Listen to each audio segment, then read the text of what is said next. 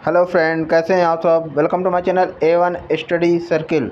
तो फ्रेंड, जैसा कि आप लोग देख रहे होंगे कि ग्राम समाज में विकास आपकी स्क्रीन पर दिख रहा होगा। यानी कि अब हम जो 31 जुलाई को यूपी उत्तर प्रदेश लेखपाल राजस्व लेखपाल का मेंस का एग्ज़ाम होने वाला है, उसी संदर्भ में मॉडल पेपर हम तैयार करा रहे हैं। ठीक है, तो ये प्रैक्टिस सेट हमारा फर्स्ट है।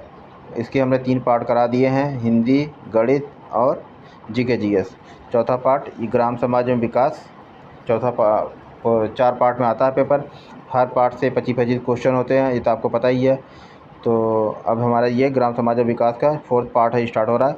चलिए फ्रेंड, फटाफट इसको कंप्लीट करते हैं। 76 क्वेश्चन क्या कह रहा है। उत्तर प्रदेश में नए जनपद तथा तहसीलों के सृजन का कार्य किस राजस्व अनुभाग के अंतर्गत किया जाता है। ठीक है, नए जनपद तथा तहसीलों के सृजन का कार्य किस राजस्व अनुभाग के अंतर्गत किया जाता है। 4 ऑप्शन आपको दिख रहा होगा। ऑप्शन नंबर ए राजस्व अनुभाग 1, ऑप्शन नंबर बी राजस्व अनुभाग 5, ऑप्शन नंबर सी राजस्व अनुभाग 6 और ऑप्शन नंबर डी राजस्व अनुभाग 7। बताइए 76 यानी 76वें क्वेश्चन का सही आंसर क्या हो जाएगा। बिल्कुल सही, राजस्व अनुभाग 5 के अंतर्गत। ठीक है, उत्तर प्रदेश में नए जनपद तथा तहसीलों के सृजन का कार्य राजस्व अनुभाग 5 के अंतर्गत किया जाता है। ठीक है, ठीक। चलिए 76 का बी ऑप्शन लगाइए। 77 पे आते हैं। नेक्स्ट क्वेश्चन क्या कह रहा है। उत्तर प्रदेश में भू अभिलेखों के रखरखाव का उत्तरदायित्व किसे सौंपा जाता है। लेखपाल को, तहसीलदार को, जिलाधिकारी को या कानून को। तो 77 क्वेश्चन का सही आंसर क्या हो जाएगा फ्रेंड, फटाफट बताइए इसका। भू अभिलेखों का रखरखाव का उत्तरदायित्व जिलाधिकारी को सौंपा जाता है। ठीक है, तो इसका सही आंसर क्या हो जाएगा, ऑप्शन नंबर सी। इसका सी लगा लिए, 77 का सी ऑप्शन लगाइए फटाफट। ठीक, और जिलाधिकारी को भू अभिलेखों का उत्तरदायित्व सौंपा जाता है। जिला भू अभिलेख संधारक होता है। भू राजस्व वसूली कर्ता भी इसे कहा जाता है। और सभी चुनावों का मुख्य प्रबंधक भी होता है। ठीक है, मुख्य निर्वाचन अधिकारी कहा जाता है, जिले का सबसे बड़ा अधिकारी। ठीक, और प्राकृतिक आपदा जो आती है उस संदर्भ में भी उस डिसीजन यानी फैसला लेने का सबसे बड़ा अधिकारी होता है जिलाधिकारी। ठीक, सारा दायित्व उसके ऊपर होता है एक ज़िले का। चलिए 77 क्वेश्चन का सी ऑप्शन लगा लीजिए आप लोग। 77 का सी ऑप्शन लगाइए। 78 क्वेश्चन पर आते हैं, फटाफट देख लीजिए क्या कह रहा है। दाखिल खारिज की रिपोर्ट किसके न्यायालय में प्रस्तुत की जाती है। तहसीलदार के न्यायालय में, जिलाधिकारी के न्यायालय में, उप जिलाधिकारी के न्यायालय में या फिर राजस्व परिषद के न्यायालय में। ठीक, तो 78 क्वेश्चन का सही आंसर क्या हो जाएगा। दाखिल खारिज की रिपोर्ट सबसे पहले तहसीलदार के न्यायालय में प्रस्तुत की जाती है। ठीक, यानी ऑप्शन नंबर ए। ठीक, दाखिल खारिज जिसको म्यूटेशन शब्द भी कहा जाता है, इससे क्या मतलब आशय है कि किसी व्यक्ति की संपत्ति को दूसरे व्यक्ति के नाम कानूनी रूप से मालिकाना हक देना होता है। ठीक है, दाखिल खारिज की सहायता से आप ज़मीन के असली हकदार बनते हैं। ठीक, ये हो गया सर 78 का ए ऑप्शन। ठीक है, 79 क्वेश्चन पर आते हैं, फटाफट देख लिया। 79 क्वेश्चन क्या कह रहा है। भूमि के हक सीमांकन एवं बंटवारे से संबंधित वाद कहाँ पे चलते हैं। भूमि के हक सीमांकन और बंटवारे से संबंधित वाद यानी मुकदमे कहाँ पे चलते हैं। तहसीलदार के न्यायालय में, उप जिलाधिकारी के न्यायालय में, जिलाधिकारी के न्यायालय में या फिर उच्च न्यायालय में। ठीक है, 79 क्वेश्चन का सही आंसर बताइए फ्रेंड क्या हो जाएगा। सब लोग फटाफट ट्राई कीजिए। उप जिलाधिकारी के न्यायालय में, बिल्कुल सही। भूमि के हक सीमांकन और बंटवारे से संबंधित जो मुकदमे होते हैं उप जिलाधिकारी यानी कि SDM। ठीक है, SDM के न्यायालय में चलते हैं। ठीक, चलते 79 क्वेश्चन का बी ऑप्शन लगा लीजिए। ठीक, जिलाधिकारी का अधीन ये SDM जो होता है जिलाधिकारी का अधीन होता है। उप जिलाधिकारियों को राजस्व न्यायालयी एवं अर्ध न्यायिक शक्तियाँ भी प्रदान की गई हैं। ठीक है, अर्ध न्यायिक शक्तियाँ भी प्रदान की गई हैं किसको, उप जिलाधिकारी महोदय को। ठीक, चलिए जिन्हें SDM भी कहा जाता है। 79 का बी ऑप्शन लगाइए। 80 क्वेश्चन पाते हैं, फटाफट देख लीजिए। 80 क्वेश्चन क्या कह रहा है। अवलोकन की वैज्ञानिक विधि को क्या कहा जाता है। शास्त्रीय विधि कहा जाता है, सांख्यिकी विधि कहा जाता है, गणितीय विधि कहा जाता है या फिर गुणात्मक विधि कहा जाता है। ठीक है, अवलोकन की वैज्ञानिक विधि की बात हो रही थी, बिल्कुल सही। सब लोग लगाइए इसका आंसर फटाफट। 80 क्वेश्चन का सही आंसर बताइए क्या हो जाएगा। बिल्कुल सही, शास्त्रीय विधि कहा जाता है। ठीक है, 80 क्वेश्चन का ए ऑप्शन। ठीक है, शास्त्रीय विधि कहा जाता है। सूचना प्राप्त करने की एक विधि होती है। प्राकृतिक विज्ञानों के सिद्धांत मुख्यतः अवलोकन पद्धति की ही देन है। इसके अलावा यह भी है कि यह विधि सामाजिक विज्ञानों में भी तथ्य संकलन एवं ज्ञान संग्रह की मौलिक विधि है। ठीक है, चलिए 80 का ऑप्शन लगाइए। 81 बातें फटाफट देख लीजिए। 81 क्वेश्चन क्या कह रहा है कि उच्च पैदावार वाले बीजों को किसमें सोनालिका और कल्याण सोना ये किस फसल से संबंधित है। तो सबको पता है उच्च पैदावार की है उच्च पैदावार वाले जो बीज हैं जिनको सोनालिका और कल्याण सोना के नाम से जाने जाते हैं वह गेहूँ के बीज होते हैं। ठीक है, ये गेहूँ फसल से संबंधित है। ठीक है, इसके और भी कई किस्म होते हैं उन बीजों की। ठीक है, तो उसमें कौन कौन से होते हैं गेहूं के और किस्में कौन, एक अर्जुन होता है, एक प्रताप होता है, एक राज्य 911 होता है। ठीक, एक यूपी 215 होता है। ये सब बीज के किस्में हैं जो कि अधिक पैदावार के लिए बोई जाती हैं। ठीक है, गेहूं की किस्में हैं। ठीक, चलिए 81 का सी ऑप्शन लगाइए। 82 बातें फटाफट देख लीजिए। इसमें और क्या है, उत्तर प्रदेश की किस नहर पर सर्वाधिक जल विद्युत परियोजनाएं हैं। कह रहा है कि किस नहर पर सर्वाधिक जल विद्युत परियोजना है। ऊपरी गंगा नहर पर, शारदा नहर पर। उत्तर प्रदेश की किस नहर पर सर्वाधिक जल विद्युत परियोजना है ना, वाटर हाइड्रो प्रोजेक्ट। ठीक, तो ऊपरी गंगा नहर पर, ऑप्शन डी शारदा नहर पर, ऑप्शन सी यमुना नहर पर, ऑप्शन डी निचली गंगा नहर पर। तो चलिए सब लोग लगाइए, इसका आंसर से क्या हो जाएगा। बिल्कुल सही, ऊपरी गंगा नहर पर होगा। ठीक है, ऊपरी गंगा नहर पर उत्तर प्रदेश में सर्वाधिक जल विद्युत परियोजनाएं हैं। 82 क्वेश्चन। ठीक है, इस नहर को मूल गंगा नहर भी कहते हैं और यह मुख्य रूप से एक सिंचाई की नहर है। ठीक है, ऊपरी गंगा नहर। चलिए 83 क्वेश्चन पर आते हैं, फटाफट देख लीजिए क्या कह रहा है। जब किसी समाज के समूह का अध्ययन करने के लिए कुछ इकाइयों का चयन किया जाता है जिसमें समाज के गुणों का प्रतिनिधित्व होता है तो वह क्या कहलाता है। दिग्दर्शन, निदर्शन, प्राकल्पना, सर्वेक्षण या फिर संपूर्णता। बताइए 83 क्वेश्चन का सही आंसर क्या हो जाएगा। लेकिन समाज के समूह का अध्ययन करने के लिए कुछ इकाइयों का चयन किया जाता है तो जिसमें समाज या समूह के गुणों का प्रतिनिधित्व शामिल होता है तो ये क्या कहलाता है, निदर्शन कहलाता है। A option. ठीक है, समाज के गुणों का प्रतिनिधित्व होता है तो वह निदर्शन कहलाता है। 83 के ऑप्शन लगाइए सब लोग। 84 पर आते हैं, फटाफट देख लीजिए। 84 क्वेश्चन क्या कह रहा है आपकी स्क्रीन पर। 84 क्वेश्चन न्यूनतम समर्थन मूल्य की बात कर रहा है। ठीक है, मिनिमम सपोर्टिंग प्राइस बहुत ज़्यादा न्यूज़ में रहा है इधर बीच 1-2 साल। तो क्या होता है, वह मूल्य जिस पर किसान अपनी फसल खाद्य व्यवसाय कंपनियों को बेचते हैं, या फिर वह मूल्य होता है न्यूनतम समर्थन मूल्य जहाँ पर लोग किसानों से फसल खरीद सकते हैं। तीसरा ऑप्शन कह रहा है कि जिस मूल्य पर सरकार किसानों से अनाज खरीदती है, जिस मूल्य पर सरकार किसानों से अनाज खरीदती है। बिल्कुल सही, ऑप्शन नंबर सी लगा लीजिए, न्यूनतम समर्थन मूल्य उसे ही कहते हैं। ठीक है, जिस मूल्य पर सरकार किसानों से अनाज खरीदती है। ठीक, चलिए 84 का सी ऑप्शन होगा। 85 पे आते हैं, फटाफट देख लीजिए।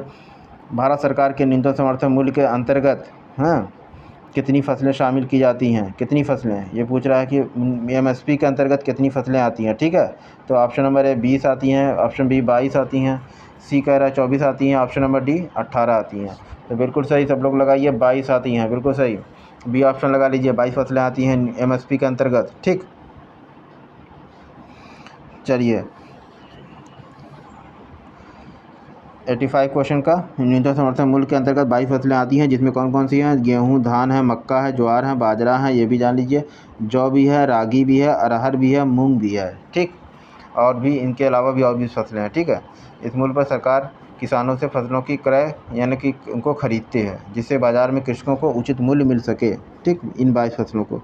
चलिए 86वें क्वेश्चन पर आते हैं। मनरेगा का ग्रामीण अंकेक्षण, ठीक है, कितने दिनों में होता है मनरेगा का। प्रत्येक माह में, 6 माह में, 3 माह में या फिर प्रत्येक वर्ष। ठीक, तो 86 क्वेश्चन का सही आंसर बताइए सब लोग क्या हो जाएगा। मनरेगा का ग्रामीण अंकेक्षण वर्ष में 2 बार अर्थात हर 6 माह के पश्चात होता है। ठीक है, अब मनरेगा है क्या, महात्मा गांधी रोजगार गारंटी कानून अधिनियम। ठीक, तो यानी कि 6 माह में होना चाहिए। प्रत्येक वर्ष में 2 बार अर्थात 6 माह में होता है। महात्मा गांधी रोजगार गारंटी कानून अधिनियम है ये मनरेगा, जो रोजगार की गारंटी देता है और ये 100 दिनों के रोजगार की गारंटी देता है। ये भी आपको मालूम होना चाहिए। इस योजना को 2005 में संसद द्वारा अधिनियमित किया गया था। ठीक है, 2005 में संसद के द्वारा कानून बना के इसको लागू किया गया था मनरेगा को। चलिए 87 क्वेश्चन पर आते हैं, फटाफट देख लीजिए क्या कह रहा है। 87 क्वेश्चन, भारतीय समाज को माना जाता है, कैसा माना जाता है, जनजातीय समाज, कृषक समाज, औद्योगिक समाज या फिर सभी हैं। ये सभी समाज कहलाते हैं भारतीय समाज। भारतीय समाज को मूलतः कृषक समाज कहा जाता है। बिल्कुल सही, बी ऑप्शन लगाइए सब लोग। ठीक है, भारतीय समाज जो है वह कृषक समाज है। ठीक, भारत एक कृषि प्रधान देश है, तो यहाँ के ज़्यादातर लोग आजीविका के लिए अपने लगभग 46% जनसंख्या इस देश की कृषि पर निर्भर होती है, अतः भारत के समाज को कृषक समाज कहा जाता है। 88वां क्वेश्चन पर आते हैं। केंद्र सरकार को प्रस्तुत की गई कौन सी रिपोर्ट? सी रंगराजन समिति की रिपोर्ट के अनुसार कोई व्यक्ति जो ग्रामीण क्षेत्रों में एक दिन में कितना रुपया, ठीक है, कह रहा है ग्रामीण क्षेत्रों में एक दिन में हाँ कि यहाँ पे क्वेश्चन मार्क है, ठीक है, से अधिक खर्च करता है तो उसे गरीब नहीं समझा जाएगा। तो कितना, 32 रुपया, 43 रुपया, 50 रुपया या 26 रुपया? इन चारों में से कौन सा ऑप्शन करेक्ट होगा कि जितने से अधिक खर्च करने पर उसे गरीब नहीं समझा जाएगा? ये सी रंगराजन समिति की रिपोर्ट में था। तो इसका सही आंसर लगा लीजिए, बिल्कुल सही, कि 32 रुपया अगर कोई गाँव में खर्च कर रहा है एक दिन में, ठीक है, 32 रुपये से कम नहीं है, 32 रुपये से अधिक, चाहे जितना भी खर्च कर रहा हो। तो सी रंगराजन समिति ने यही अपनी रिपोर्ट में दिखाया था कि अगर 32 रुपये से अधिक कोई व्यक्ति एक दिन में अपने गांव में खर्च कर रहा है गांव में, ठीक है, तो उसे गरीबी रेखा में नहीं समझा जाएगा। ठीक, 88 क्वेश्चन का ए ऑप्शन लगा लीजिए सब लोग। चलिए 99 पे आते हैं, फटाफट देख लीजिए क्या कह रहा है। भारतीय खाद्य निगम FCI की स्थापना किस वर्ष की गई थी? 1964 में, 1965 में, 1970 में या 1985 में? 89 क्वेश्चन का बताइए सब लोग लगाइए, ट्राई कीजिए, सही ऑप्शन क्या हो जाएगा? भारतीय खाद्य निगम, फूड कॉरपोरेशन ऑफ इंडिया की बात हो रही है, ठीक है। तो इसके संदर्भ में आप ये जान लीजिए कि भारतीय खाद्य निगम की स्थापना भारतीय खाद्य निगम अधिनियम आया था, एक अधिनियम आया था, ठीक। अधिनियम कब आया था? 1964 में आया था। इस अधिनियम के तहत 1965 में भारतीय खाद्य निगम की स्थापना हुई थी, ठीक है। स्थापना इसकी हुई थी 1965 में, इस 1964 के अधिनियम के अंतर्गत, ठीक। समझ रहे हैं ना? 89 क्वेश्चन का कौन सा हो जाएगा? बी ऑप्शन लगा लिए सब लोग, 1965, ठीक।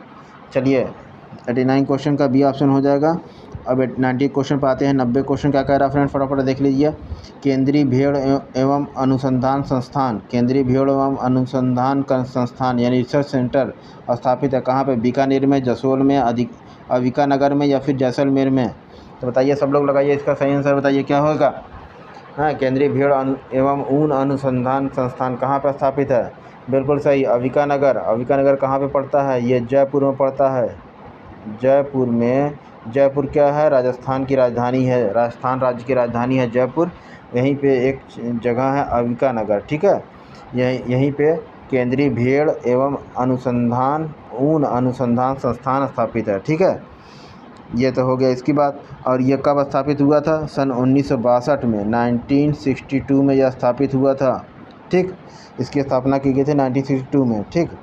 चलिए अब 91 नेक्स्ट क्वेश्चन 91 91 क्वेश्चन पर आते हैं। ओबरा जल विद्युत केंद्र किस नदी पर बनाया गया है? ओबरा जल विद्युत केंद्र की बात हो रही है, ठीक है। किस नदी पर बनाया गया है? सोन नदी पे, टोंस नदी पे, रिहंद नदी पे या फिर कन्हार नदी पे? हैं, चलिए बताइए, ओबरा जल विद्युत केंद्र किस नदी पर बनाया गया है? 91 क्वेश्चन का सही आंसर बताइए सब लोग। बिल्कुल सही, रिहंद नदी पे बनाया गया है, ठीक। रिहंद नदी पे ओबरा जल विद्युत केंद्र स्थापना की गई थी, ठीक है, सोनभद्र नामक स्थान पर। सोनभद्र में, यह सोनभद्र एक ज़िला है, ठीक। आपको जब वाराणसी से आगे बढ़ेंगे बिहार की तरफ तो वहीं पड़ता है सोनभद्र। तो सोनभद्र ज़िले में पड़ता है ये ओबरा, ठीक है। वहीं पे एक रिहंद नदी है, उसी पे बनाया गया है, ठीक। और यहाँ से कितने विद्युत का उत्पादन होता है? यहाँ से 99 यानी कि 99 मेगावाट विद्युत का उत्पादन होता है इस हाइड्रो पावर प्रोजेक्ट से, ठीक है। चलिए 91 क्वेश्चन का सी ऑप्शन लगा लीजिए सब लोग फटाफट। और ये हम चलते हैं 92 क्वेश्चन पर, फटाफट देख लेते हैं। भौगोलिक संकेतक का पंजीकरण कितने वर्ष के लिए मान्य होता है? 92 क्वेश्चन में कह रहा है 8 वर्ष के लिए, 5 वर्ष के लिए, 10 वर्ष के लिए या फिर 12 वर्ष के लिए? 92 क्वेश्चन का सही आंसर लगा लीजिए फ्रेंड। बिल्कुल सही है, GI टैग का रजिस्ट्रेशन जो है 10 वर्ष के लिए मान्य होता है, सी ऑप्शन सही है, ठीक।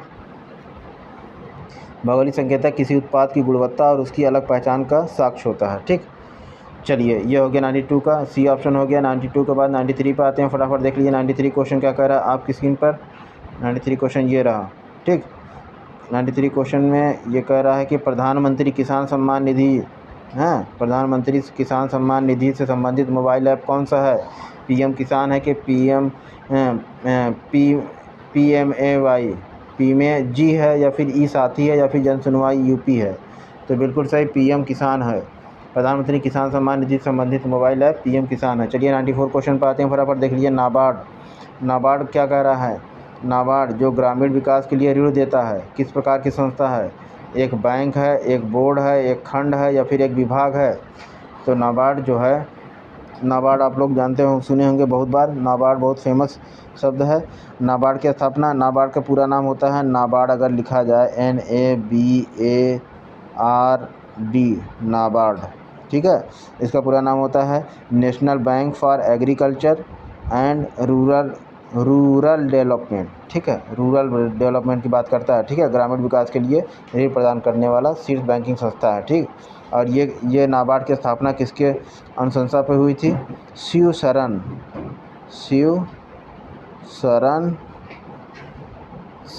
सिंह के अनुशंसा पे, हाँ, ठीक है।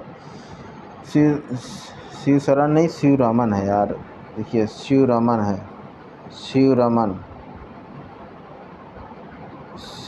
सिंह, ठीक। इन महोदय की अनुशंसा पर शिव रमन सिंह समिति, ठीक, इनकी समिति जो कमेटी बनाई गई थी, इनकी अनुशंसा पर ही नाबार्ड की स्थापना की गई थी, सिफारिश पर 1982 में इसका नाबार्ड का स्थापना 1982 में की गया था, ये भी जान लीजिए। इसका मुख्यालय कहाँ है नाबार्ड का? मुंबई में, ये भी पूछ सकता है। मुख्यालय कहाँ है? मुंबई में है, ठीक। चलिए ये हो गया नाबार्ड की बात हो गई। चलिए अब नेक्स्ट पे चलते हैं। नाबार्ड एक बैंक है, तो सबको पता हो गया। 95 क्वेश्चन पे आते हैं। भारत में हरित क्रांति किन फसल क्षेत्रों में सफल रही? ठीक है, गेहूँ आलू में, ज्वार तेल में, गेहूँ चावल में या चाय कॉफ़ी में? तो बिल्कुल सही, गेहूँ चावल में हरित क्रांति जो है सफल रही, ठीक। तो थोड़ा सा हरित क्रांति के बारे में और जान लीजिए कि भारत में हरित क्रांति के जनक कौन हैं। भारत में हरित क्रांति 1900 की जगह 1966 से 67, ठीक है, यह दशक एक साल रहा, ठीक है। इस साल के दौरान डॉक्टर MS स्वामीनाथन जो थे, इसके जनक हैं। भारत की बात हो रही है, ठीक है, इनके सहयोग से प्रारंभ हुई थी। वैश्विक स्तर पर अगर वैश्विक स्तर वर्ल्ड लेवल पर बात किया जाए तो वर्ल्ड लेवल पर बात किया जाए तो वैश्विक नॉर्मन, इंग्लिश में लिख देते हैं, ठीक है, सॉरी हिंदी में लिख देते हैं, नॉर्मन बोरलॉग,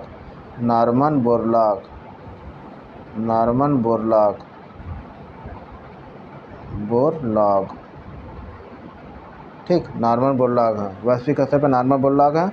और भारत के संदर्भ में MS स्वामीनाथन, इनको भारत में हरित क्रांति का जनक कहा जाता है, ठीक। चलिए ये तो हो गई, बोरलॉग साहब की बात हो गई, हरित क्रांति की बात हो गई। 95 क्वेश्चन। 96 पे आते हैं, फटाफट देख लीजिए। 96 क्वेश्चन क्या कह रहा है? भारत की प्रथम चीनी मिल कहाँ स्थापित की गई थी? प्रतापपुर में, शाहजहाँपुर में, भागलपुर में या बहराइच में? चलिए बताइए सब लोग, इसका सही आंसर लगा लीजिए। बिल्कुल सही, प्रतापपुर में। प्रतापपुर कहाँ पड़ता है? गोरखपुर में। एक देवरिया एक ज़िला पड़ता है, ठीक है, देवरिया में, ठीक। देवरिया में प्रतापपुर एक जगह है, ठीक, एक गांव है, वहाँ पे भारत में प्रथम चीनी मिल लगाई गई थी, ठीक है। भारत की प्रथम चीनी मिल कब लगाई गई थी, ये भी पूछ सकता है। 1903 ईस्वी में, 1903 ईस्वी में लगाई गई थी, ठीक। 1903 ईस्वी, ठीक है, 1903 ईस्वी में उत्तर प्रदेश के देवरिया ज़िले के प्रतापपुर में लगाई गई थी, ठीक है। ये हो गया आपका चीनी मिल की बात। अब चलते हैं नेक्स्ट क्वेश्चन पर। उत्तर प्रदेश में सोलर ऊर्जा लैंप योजना का शुभारंभ कहाँ किया गया था? यह कब किया गया था? दोनों जान लीजिए, कब किया गया था और कहाँ किया गया था। तो 26 जनवरी 2018 को, 2 अक्टूबर 2018 को, 15 नवंबर 2018 को या 1 अगस्त 2018 को? 4 ऑप्शन आपकी स्क्रीन पर दिख रहा है। तो 97 क्वेश्चन का सही आंसर बताइए फ्रेंड, क्या हो जाएगा? 1 अगस्त 2018 को, ठीक है, 1 अगस्त 2018 को सोलर ऊर्जा लैंप योजना का शुभारंभ किया गया था लखनऊ में। लखनऊ ये उत्तर प्रदेश की राजधानी है, ठीक है। लखनऊ के कौन से गांव में? लखनऊ के बेती गांव में। यहाँ की लखनऊ के बेती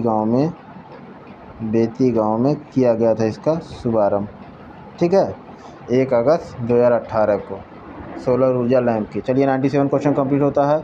98 पे आते हैं। भारतीय संविधान के किस अनुच्छेद के तहत ग्राम पंचायत का प्रावधान अभिव्यक्त किया गया है? अनुच्छेद 32 में, अनुच्छेद 34 में, अनुच्छेद 40 में या अनुच्छेद 41 में ग्राम पंचायत का प्रावधान की बात हो रही है, ठीक है। तो बिल्कुल सही, सब लोग लगाइए इसका ट्राई कीजिए आंसर। अनुच्छेद 32, 34, 40, 41। तो चलिए बिल्कुल सही, अनुच्छेद 40 के तहत ग्राम पंचायत का प्रावधान किया गया है, ठीक है। ग्राम पंचायत का प्रावधान राज्य के नीति निर्देशक तत्व में अंतर्गत आता है, ठीक है। ये जो अनुच्छेद 40 है ये DPSP के अंतर्गत आता है, DPSP, directive principle of state policy, ठीक। चलिए ये हो गया आपका 98 क्वेश्चन का सी ऑप्शन, अनुच्छेद 40। अब 98 के बाद 99 पाते हैं, फटाफट देख लीजिए। 99 मनरेगा योजना के तहत ग्रामीण क्षेत्र में काम के इच्छुक व्यक्ति को एक वित्तीय वर्ष की बात हो रही है के दौरान कितने दिनों का रोजगार उपलब्ध कराने की गारंटी दी गई है? पीछे हमने बताया था 100 दिनों की गारंटी दी गई है, ठीक है। चलिए ये तो हो गया मनरेगा की बात। अब सॉरी फ्रेंड, इस वीडियो का लास्ट क्वेश्चन देख लेते हैं।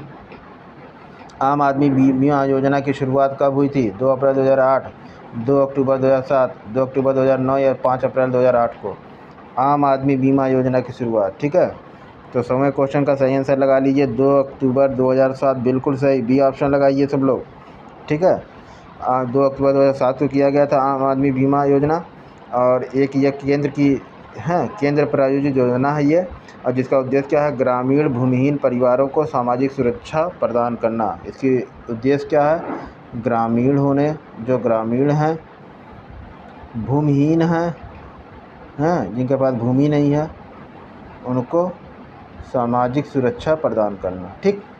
चलिए ग्रामीण भूमिहीन लोगों के लिए, ठीक है। तो ये हो गया आपका 100 क्वेश्चन यहाँ पे कंप्लीट होते हैं friend.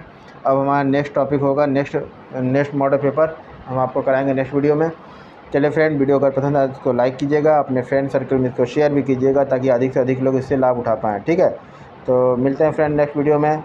Bye bye, take care, जय हिंद, जय